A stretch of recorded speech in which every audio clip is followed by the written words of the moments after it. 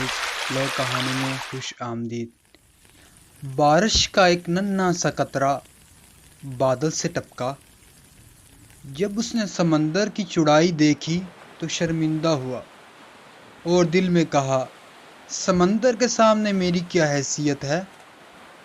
اس کے ہوتے ہوئے میں نہ ہونے کے برابر ہوں۔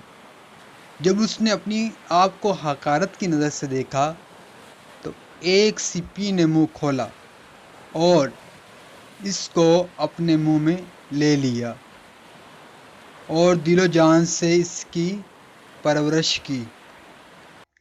تھوڑے ہی دنوں میں یہ قطرہ موتی بن گیا اور بادشاہ کے تاج کی زینت بنا۔ اس سے ہمیں سبق ملا کہ کسی چیز کو بھی چھوٹی چیز کو بھی عام نہیں سمجھنا چاہیے۔